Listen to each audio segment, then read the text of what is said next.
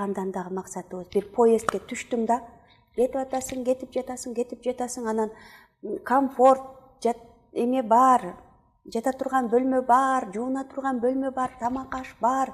А сен не кылышың керек, ойлонушуң керек да, Бул поезд бир жерге барып токтойт. Мен каяка түшөм, эмне менен түшөм?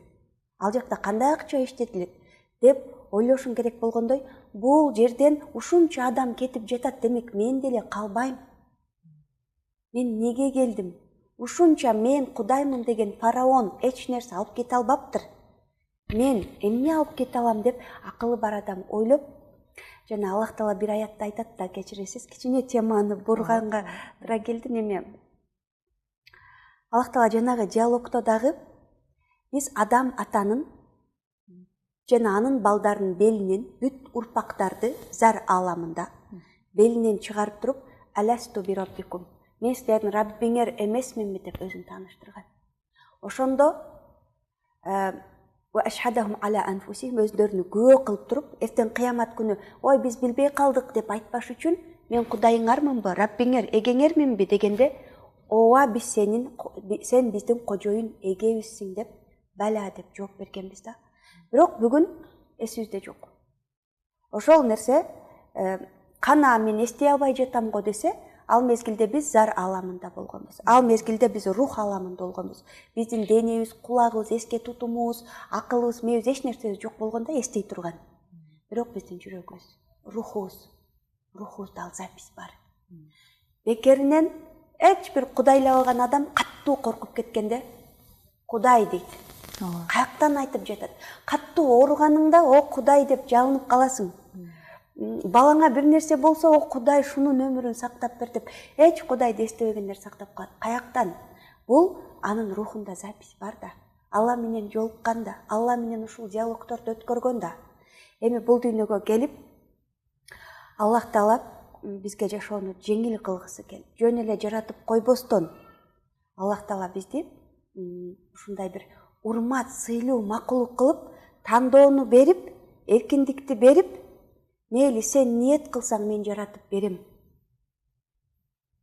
Аллах баарын жаратып бере алат.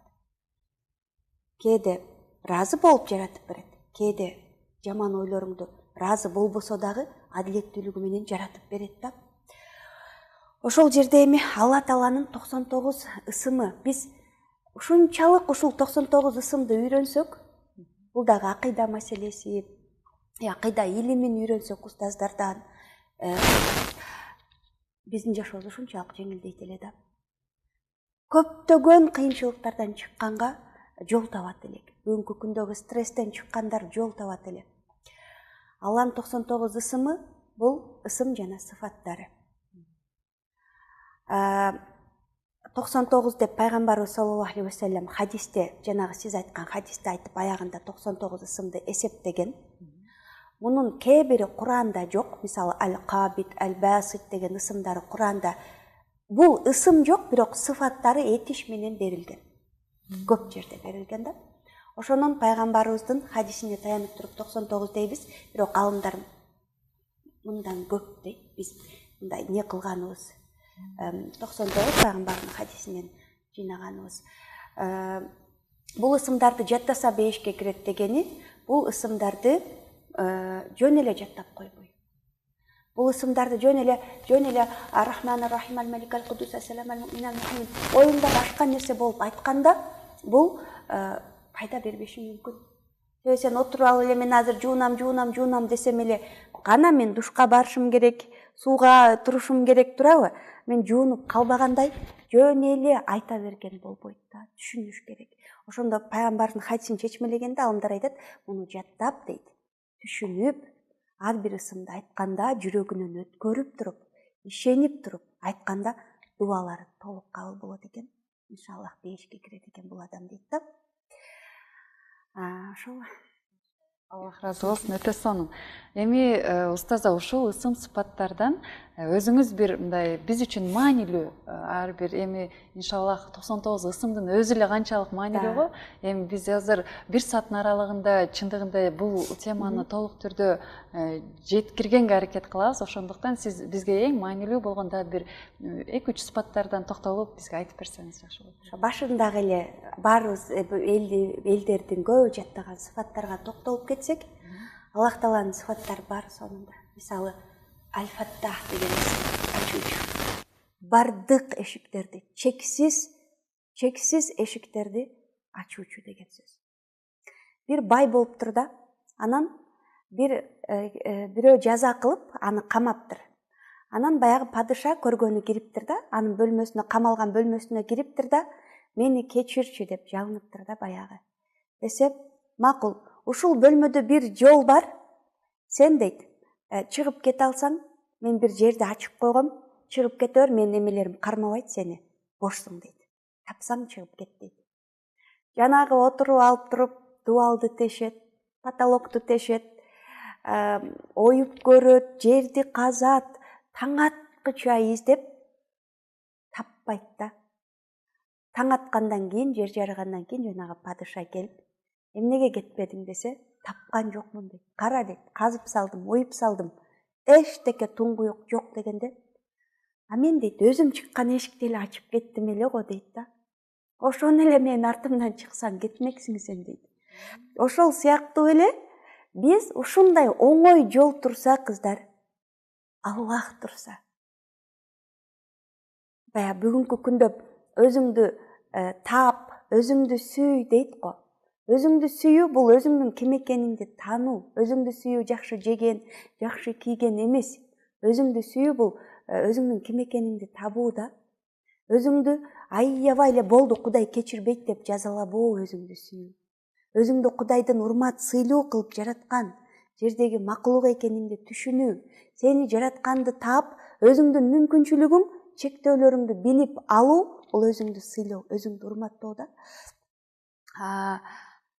Ошол Фаттах ысымына, жанагы Фаттах ысымына кайрылсак, бүгүн жол таппай кыйналгандар канча да. Мен бул сыноо менен сыналбашым керек деп ыйлагандар канча. А бул дүйнө сыноо экенин Аллах Таала Куранда айтып атат. Диний илим албагандыктан, ушуну ойлобогондуктан мен бул сыноо менен сыналбашым керек. Мен мындай болбошум керек. Мен мындай кедей жашабашым керек деп аялдардын проблемасы ушунан чыгып атпайбы? Аллахты тааныбагандыктан. Алланын кадир, тагдыр маселесин чече турган зат экенин билбегендиктен ушундай нерсеге барып жетет. Биздин жок, мага мыноо кылсын деп догурунганыбыздан бүгүнкү күндө семьябызда проблемалар болуп атат. Мыноону алып келиш керек, мен мыноо катары тең болуп жашашым керек деп аялдар көйгөй кылып жатат. А бирок бул көйгөйлөрдөн чыгуу, кыйналуу, кысылуу, ажырашуулар болуп атат. Жолу кыздар. Даратты алып туруп, жай намазды салып, 2 рекет намаз окуп, Аль-Фаттах, эшиктерди ачуучу сенсиң. Аллахым, мен алсызмын. Биз бирөөгө кичине эшик кыя ачып берген болсок, Алла ачкан болсо, шунчалык кенен ачат да. Илим эшигин ач. Илим алууда кыйналып атасыңарбы? Кечкеле өзүңөрдү жеп кыйнала бербей, Аллахка дуа кылгыла дейм да. Ырыскы табууда кыйналып атасыңарбы? Аль-Фаттах, ырыскы эшигин аччы. Сенден башка эч ким ача албайт. Ооруп, докторлор жардам бербей калдыбы? Сен бардыгынын эшигин кагып чыктың да. Бул доктордун, бул тааптын, бул көз ачыктын, бул кишинин эч ким жардам бере албаганда, акырында Аллахка келиш керек адам. Негизи башында келиш керек. Аль-Фаттах, ачуучу сен экенсиң. Шыпа эшигиңди мага ач деп качан келебиз? Алла Тааланын Аль-Фаттах деген ысымын билгенде. Бул Аль-Фаттах ысымы.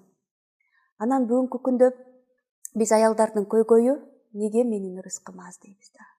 Неге менин ырыскым аз?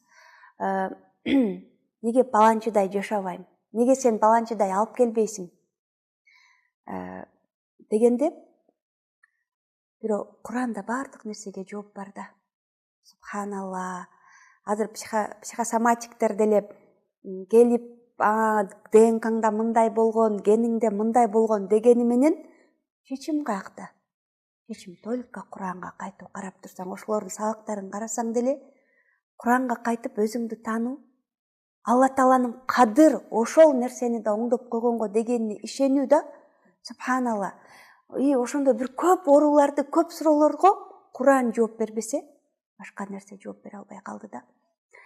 Адам жооп бере албайт да бул. Себеби бизди жараткан Аллах Таала сенден көрө жакшы билет. Аллах Таала өзүнүн Ал-Кабит кысып коюучу, Ал-Басит кеңири кылып берип коюучу деген ысымы менен Аллах Таала айтат. Аллах Таала кимге кааласа рызкыны жайып берет, кимге кааласа юкаддирула өлчөп берет дейт да.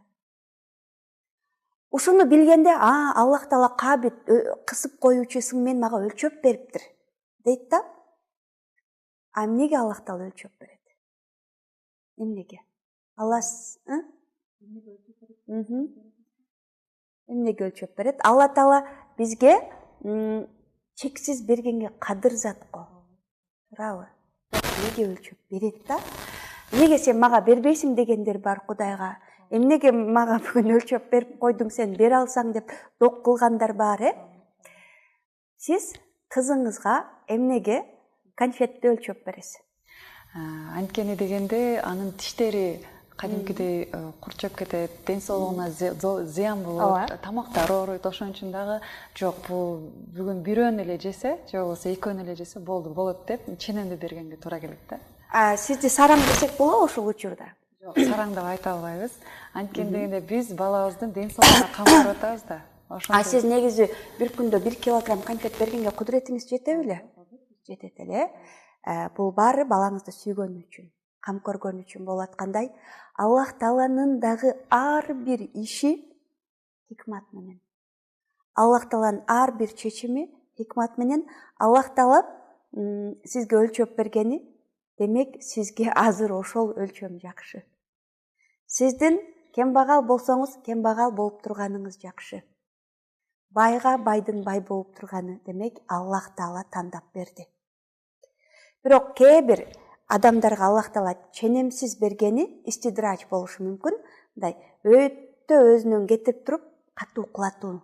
Бул капырларга көбүнчө, Аллах Таала сүйгөн болсо, сизге кам көрүп, сизде мүмкүн бул байлыкты берсе, бузулуп кетесиз да. Бүгүнкү күндө көп текеберлер, пейили бузуктар, бирөөнү тоотпогондор көбүнчө байлар.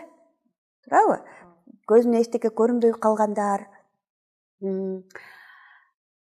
Ошондуктан Аллах Таала сараң эмес, неге бербейт эмес, эмнеге жакшы көрбөйт эмес, Аллах Таала сизди жакшы көргөн үчүн ден соолукту да өлчөп берет. Мүмкүн ден соолугуңуз өтө таза болсо дагы сиз ушул бир эме кылат элеңиз да. Ошол күнү ушул куракта ооруп калганыңыз мүмкүн жакшыраак.